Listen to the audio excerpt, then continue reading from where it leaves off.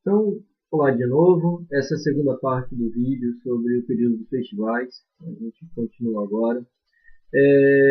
Tinha feito o contexto, né, contextualizando ali um pouco o contexto do festival e como ele surgiu. E agora a ideia é a gente falar especificamente das músicas. Eu vou começar a propor algumas análises em relação a caminhos estéticos assim que a música brasileira toma. Ela começa a aprender e começa a cultivar a partir desse período, né? Então, antes da gente entrar nas finalistas, né, que eu prometi, eu queria só fazer uma análise de. Acho que dá para se colocar, isso de novo, é importante dizer, isso é uma posição pessoal, é uma observação que eu faço, isso obviamente cada pessoa que analisar vai ter um ponto de vista diferente. Eu entendo que o período de festivais acabou gerando vários vamos dizer assim, subgêneros de música brasileira, estilos, né, que vão continuar por algumas décadas, mas eu acho que nesse momento, nesse primeiro momento aqui, a gente acaba tendo como o início dois grandes movimentos, vamos dizer, dois movimentos artísticos muito fortes brasileiros. Ele tem referências nacionais, mas também acontecem em outros países, sobretudo da América Latina, que vivem um contexto político semelhante. E o outro é extremamente estético e ele vai se beneficiar de alguns aspectos culturais de outros países, de algumas outras culturas, só que ele vai, na realidade, gerar um movimento que é totalmente de iniciativa brasileira. Então vamos primeiro para o geral, né? A partir do período dos festivais, a gente tem o início daquilo que a gente chama por música de protesto. Então, a música de protesto, já fiz a contextualização no outro vídeo, a gente tem um período em que o recrudescimento da ditadura faz com que as pessoas se manifestem cada uma de uma maneira e a arte, por seu grau de subjetividade, seu grau de poder disfarçar sentidos e discursos ali de maneira oculta, ela acaba sendo um instrumento de comunicação muito forte, né, e de incentivar ao levante. E, no caso, isso não aconteceu apenas no Brasil, isso vai acontecer na América Latina toda, a gente tem na Argentina, tem fenômeno no Chile também bem forte, e você vai ter esses fenômenos que também em outros países que viveram também nessa mesma época, porque o mundo gira e ele acaba estando ao sabor de uma ideologia e depois ele gira de novo e está ao sabor de outra. Então, a gente tem esse movimento em que vários artistas começam a fazer uma quebra, uma ruptura com aquela música. Por exemplo, se a gente pensar no Brasil, Bossa Nova, que era um contexto super leve, delicado, alegria, de pessoas bem nascidas, de pessoas com uma condição econômica excelente, pessoas que vivem no grande centro cultural brasileiro daquela época, que era o Rio de Janeiro, pessoas que têm formação acadêmica, então na realidade você sai de um contexto absolutamente confortável para, ainda que essas mesmas pessoas do contexto acadêmico sejam o porta-voz desse novo momento, mas eles agora se voltam para outras coisas, se voltam para os problemas, se voltam para a escassez, se voltam para a desigualdade e, sobretudo, né, no caso dessa arte de período de ditadura, para a crítica à violência. Então, eu vejo que esse festival ele lança essa direção, lança esse caminho de uma música que enfrenta o status quo. Né? E, ao mesmo tempo, a gente tem uma outra vertente, que não é que não faz crítica, mas o objetivo, claramente, o objetivo estético é bem mais, vamos dizer assim, focado, né? O objetivo já é trazer uma renovação artística muito grande, cultural, talvez filosófica, a gente pode estender bastante, por causa de ser um movimento que muitas tem pessoas que aderiram e são de várias áreas diferentes, né? Da área, da arte, da intelectualidade brasileira e tal. Eu estou falando do tropicalismo. Né? Lembrando, só detalhe que o tropicalismo vai ser nosso assunto na próxima aula. Mas aqui, no caso, a ideia é só entender como alguns desses nomes importantes já começam a surgir no festival. Hoje nós vamos falar de 2 nomes importantes que apareceram aqui. E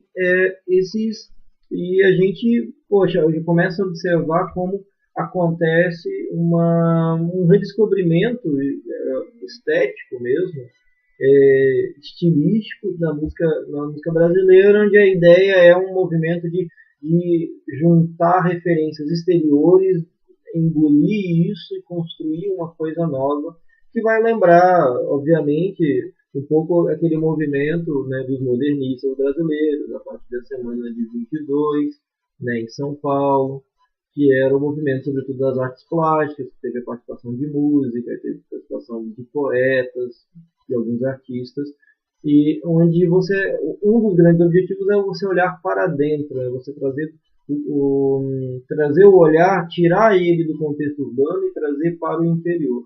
Então, de certa maneira, a gente pode, de repente, contrapor que a música de protesto ela vai olhar para os grandes centros urbanos e os problemas sociais e políticos que estavam acontecendo. A gente pode olhar que, de certa maneira, você tem uma resposta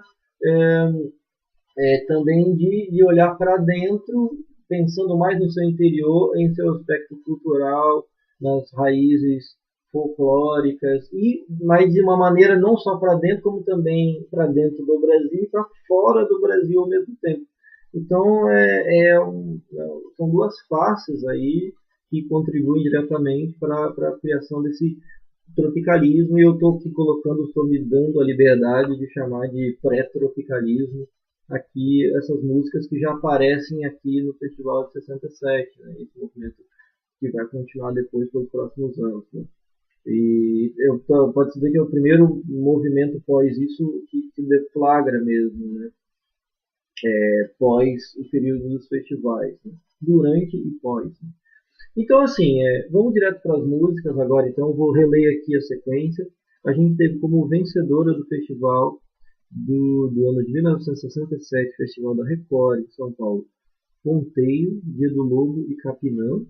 A gente teve o segundo lugar, Domingo no Parque, Gilberto Gil. Roda Viva é o terceiro lugar, Chico Buarque. Alegria, Alegria, do Caetano Veloso, é o quarto lugar. A gente tem o quinto lugar, bem surpreendente, bem estranho, a gente olha no contexto atual, Maria, Carnaval e Cinzas, interpretada por Roberto Carlos cantando samba, que é uma coisa que a gente não é acostumado a ver, acaba vendo quando ele se propõe a fazer uma misturança doida quando é perto do Natal e ele se apresenta com, sei lá, qualquer coisa. Mas, enfim, quinto lugar para Roberto Carlos, Maria, Carnaval e Cinza. Então, a gente tem aqui aquela parte, um pouco o contexto que eu apresentei no vídeo anterior, que é uma mistura de várias referências estéticas diferentes aqui no meio. A gente tem no quinto lugar um samba, a gente tem no quarto e no segundo lugar 2 músicas que vão ser a base do tropicalismo, né? São músicas, dentre outras, né? As bases do tropicalismo.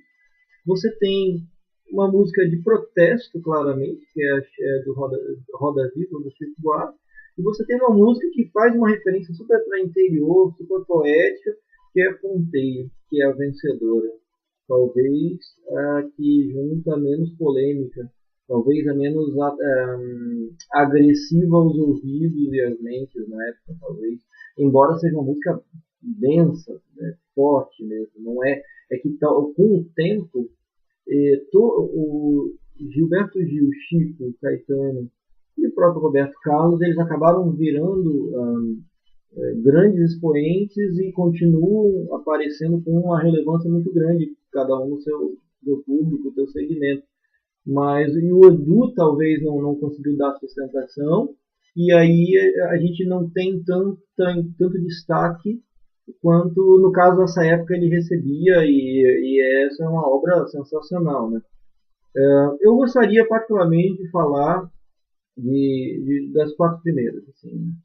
E nós vamos começar então, vamos dar sequência que como o próprio festival acaba apresentando, como o próprio documentário do Festival Casa Apresentando. Só para dar referência aqui, o documentário é Uma Noite em 67, documentário brasileiro de 2010, dirigido por Renato Terra e Ricardo Calil, né? Então, eles apresentam nessa sequência, né, de trás para frente, né, e aí vem intermeando com entrevistas. Né?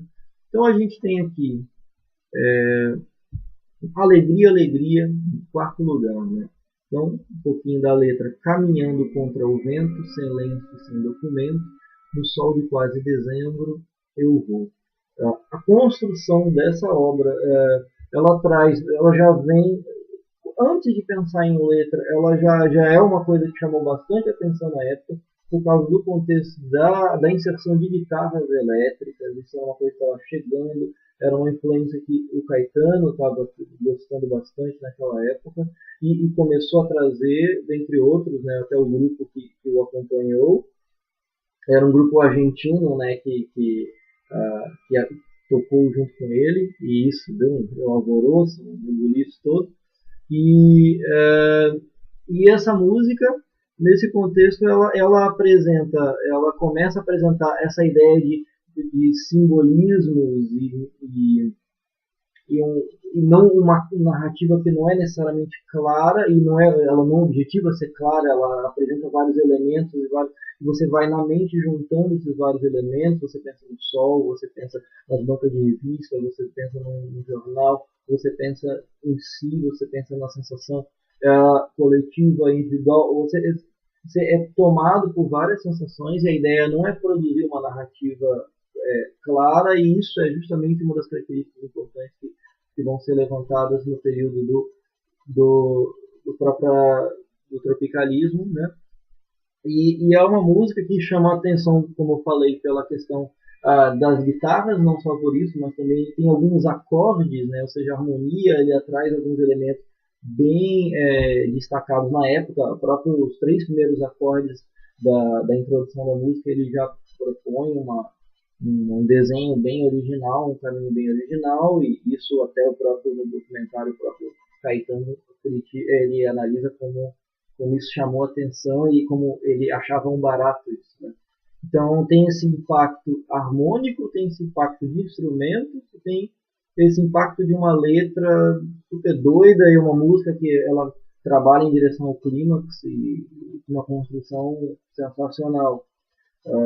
Musicalmente, e a própria letra, né, trabalha para isso também, né, no delírio de eu vou, por que não, então, tipo, parece que nem que ele tá, parece que não vai ele sozinho, parece que ele tá chamando todo mundo, e enfim, na própria apresentação você percebe como a adesão, a inicial era uma crítica terrível, e aí de repente vai subindo, e vai subindo, e vai todo mundo gostando e gostando, né? Então, é interessante observar, eu acho que como existia nesse momento um grande debate no Brasil pela essa inserção da guitarra elétrica e essa ideia de coisas nacionais, e essa sempre noção um pouco sempre desprovida de uma noção mais ampla de uma ideia de nação, ou uma sensação de pretensa autenticidade, originalidade, que são sempre coisas bem caóticas quando você analisa pela ótica das ciências sociais e antropologia, né? Quer dizer, e você tenta sustentar a ideia de que isso é nacional e tal. Então você tinha um debate, inclusive, de que no período do festival teve passeata contra a guitarra elétrica, e como se não fosse uma coisa engraçadíssima, imaginar, uma das pessoas que estavam envolvidas nessa passeata, nada mais, nada menos que Gilberto Gil. E aí a gente vai pensar, tá, Gilberto Gil envolvido numa passeata da guitarra elétrica, qual o sentido? Ele foi, depois ele explica que ele foi por amizade a outras pessoas, né? Ele mesmo via problema naquilo. Aquela pessoa legal que se insere com os outros e tá tudo certo, e vai até nas reivindicações que ele não defende, né? Uma pessoa fofa, que é Gilberto Gil. Então você tem todo esse contexto. É importante analisar o que representa uma guitarra elétrica numa pretensa ideia de originalidade brasileira, de autenticidade brasileira e como isso quebra também. Então, esse é o contexto dessa obra. Né? Então, a importância de já vir esse primeiro elemento claramente que vai dar tom para o tropicalismo que se segue. Né? Aí a gente tem o terceiro lugar, né? Que em vários aspectos musicais ele se destaca bastante, né? Na história da música brasileira. Estou falando de Roda Viva, né? Do Chico Buarque. É aquela representante, como eu falei antes, do segmento de música de protesto. Né? Então, aqui não é que ela funda, ela tem outras obras antes, e alguns nomes muito importantes. O próprio Geraldo Vandré é um nome muito forte, e já cultivava essa vertente.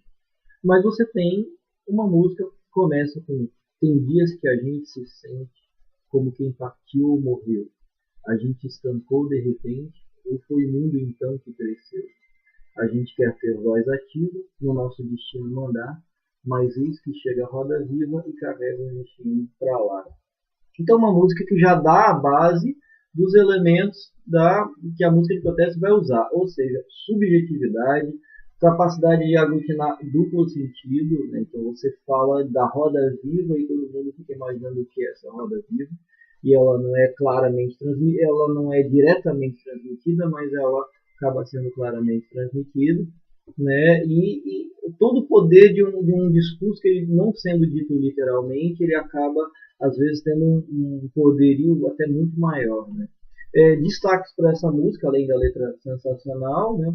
Surgindo um Chico também, que ele vinha sendo muito criticado ainda nessa época, embora esteja fosse, né, super respeitado pelo Caetano, ele super se respeitava, mas meio que o Caetano já representava uma ideia nova de música e o Chico representava uma ideia do bom mocismo, né? Inclusive o festival criava essa ideia, o monstro, o bem, o mal, é como se fosse um telequete, só que versão música Brasil, assim, sabe? Um negócio interessantíssimo. Então o Chico ele vinha com esse bom mocismo e claramente nesse festival e com essa música ele quebra esse paradigma e ele já apresenta essa face dele mais crítica, né? Então ele meio que entende nesse momento que talvez, né, fosse necessário tirar dele outras facetas que ele tem, muitas facetas que ele continuou tendo e tem até hoje genialmente. Né? Então é a música de protesto bem representada aqui nesse terceiro. Um destaque muito importante, é antológico na realidade, é o arranjo para vozes, né? É uma música que tem uma batida, tem um grupo de percussão ali de samba tranquilo de fundo, mas sobretudo é um violão que segura as coisas e foi interpretada com o grupo Quarteto MPB4, né? Com o próprio Chico cantando também. O arranjo de voz, a alteração de velocidade, né? Como vai acelerando no refrão final, o arranjo dos contracantos que cada um faz, de uma complexidade melódica, rítmica, harmônica, é uma monstruosidade enfim, uma coisa absurda, é impressionante. Né? Dessa peça a gente vai para Domingo no Parque, que, bem, como ficar à frente numa música como Roda Viva, né? É difícil comparar, como eu estou falando, acho que são estilos totalmente diferentes. Mas, se você vai analisar essa música, Domingo no Parque, é é uma obra-prima, praticamente quase que ganhou e eu não acho, hoje, não acho que seria problema algum se tivesse ganho, porque ela tem uma pegada, essa ideia meio capoeira, a temática representa um pouco esse jogo, essa luta que parece que é uma dança e está tudo bem, e você tem uma dicotomia entre dois personagens, João e José, que é apresentado desde o início, e essa ideia até ser um canto responsorial, então você tem o rei da brincadeira, o pessoal responde e José, o rei da confusão, e João. Um trabalhava na feira, e José, outro na construção, e João. Então a ideia do e José, e João ajudar até na rítmica do berimbau, né, que vai remeter esse elemento, essa estrutura aqui da capoeira, torundum, torundum, e José, e João. Né? Você usa essa rítmica, isso é extremamente inteligente, genial, e contra essa ideia de pergunta e resposta numa frase mais completa, e o E José e o E João contrastando, né, uma dicotomia, é um equilíbrio e balanço perfeito. Assim, né? E é uma música que se propõe a contar uma história, né, objetiva, né, e ela vai contando, e conforme a música vai, conforme a história vai ficando macabra, vai ficando densa e depressiva, na realidade, ela vai conduzindo a um estado quase que de alucinação no contexto musical. A música ela vai pirando junto, ela vai acelerando a intensidade, a própria interpretação que normalmente se dá, da metade para frente dessa música, é mais intenso e vai ficando denso, e você vai sentindo que aquela coisa leve que eles estavam, né, só jogando no final em busca do amor de uma mesma mulher. Então essa disputa que parece leve, ela começa a ficar agressiva, e ele começa a remeter, assim como o Caetano, ali a elementos subjetivos. Lembra muito o simbolismo, né, o período simbolista, né, como temos como expoente o Cruz de Souza, né, brasileiro, um dos maiores poetas simbolistas do mundo. E aí você tem, começa a fazer referência a rosa, e aí o sorvete, e aí começa a passar em vermelho, e aí algo gira. Então você começa a ter uma alucinação, e a letra começa a te confundir de propósito, até o desfecho, né, da música, em que tudo se tranquiliza e tal, quando na realidade houve um crime, uma situação realmente agressiva. Então é uma monstruosidade, né? Uma música é uma monstruosidade. Poxa, Gilberto Gil, ele que quase não se apresentou, porque estava morrendo de medo, e aí sobe e ninguém acredita como é que ele estava cheio de medo, porque foi sensacional. Então, assim, é maravilhoso, simplesmente maravilhoso.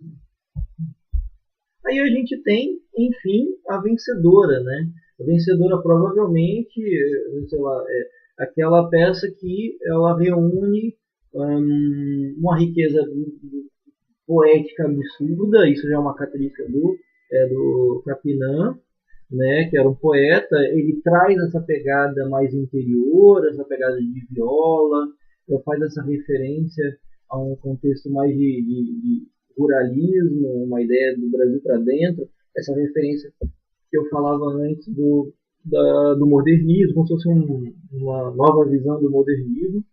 É perigoso falar em pós-modernismo, porque pós-modernismo não é outra coisa, mas enfim, essa segunda fase desse modernismo brasileiro acontecendo ali por 40 anos depois, né, 45 anos depois.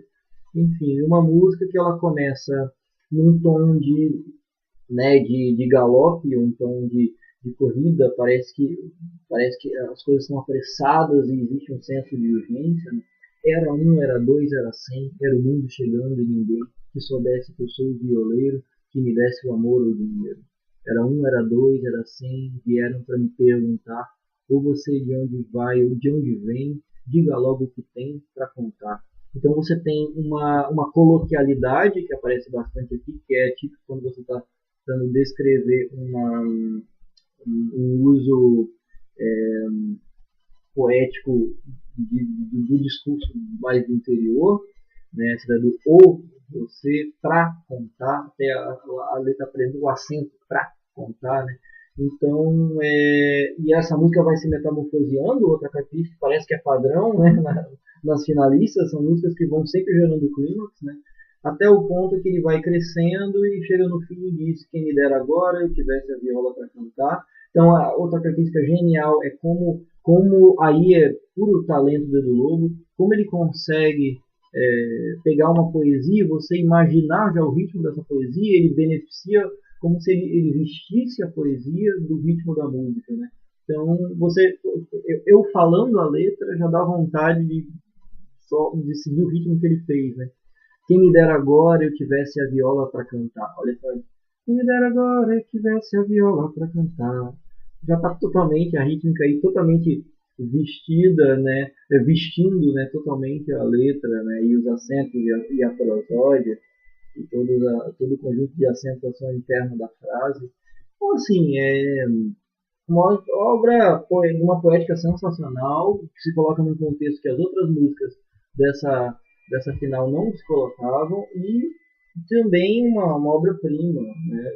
Provavelmente a música mais importante do Edu Lobo. O Edu tem outras músicas até com parceria com o Chico e, e com outros, né, e que são sensacionais mesmo, mas é que essa talvez tenha sido o grande momento do Edu, E ele depois fez alguns outros discos muito bons, mas não, eu acho que ele não conseguiu dar sustentação a continuar esse início estrondoso, né? Ele foi para os Estados Unidos, aí ele foi estudar orquestração, e ele virou um grande arranjador, e arranjou para o Chico, arranjou para várias pessoas. Então, eu acho que talvez ele tenha se encontrado, né, nessa outra parte, ele meio que se formalizou, vamos dizer assim, né?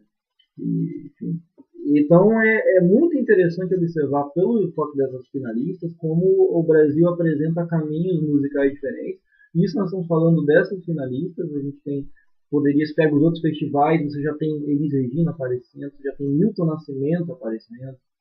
Então a gente está falando de que grandes nomes, Nana Caymmi já aparecia também nesse próprio festival. Então você tem vários nomes que eles vão começar a surgir, eles vão ter um destaque, uma importância na indústria cultural da época, que hoje esses nomes já não teriam, ou os que são equivalentes a esses nomes hoje, da chamada nova MPB, eles não têm esses nomes, eles estão claramente à margem, né? Eles não apareciam como nessa época você tinha programas dessas pessoas, elas estavam na televisão direto, é muito fora, tinha um programa, o Chico tinha programa na televisão.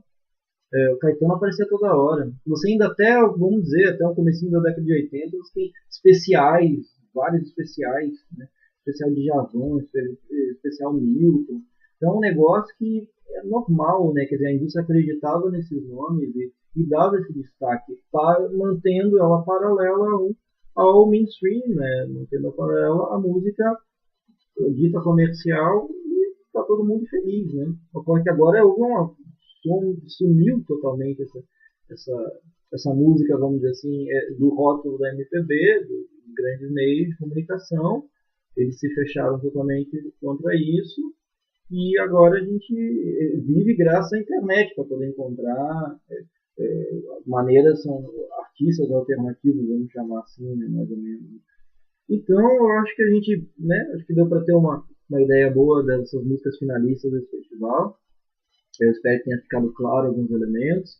Né? Qualquer coisa, por favor, me escrevam aí e a gente vai conversando e vai discutindo mais sobre isso. Né? E como eu digo, é um olhar, né? Obviamente eu não tenho idade para ter vivido isso, né? Eu tenho 34 anos e obviamente eu sou muito interessado desde sempre ouvir MPB e gosto muito de acompanhar alguns desses artistas quase que na totalidade, né, das suas obras. Então, eu gosto bastante e eu a mais é uma visão pessoal, uma visão própria e sempre cabe uma discussão, um questionamento. Eu acho que entender o contexto dos festivais, entender o contexto das músicas e o que elas vão propor de caminho para a gente, para a música brasileira maravilhosa, a gente vai observar a partir dos próximos momentos, dos próximos vídeos. Eu vou tentar fazer um recorte de vários movimentos que na realidade eles são simultâneos, né? Não vai ser uma coisa, uma trajetória linear, agora esse, não, é uma coisa que vai seguindo período a período e dependendo do contexto geográfico e, né, do artista principal, e a gente vai tentar seguir com isso paralelo. Então, espero que tenha ficado claro. Um abraço a todos.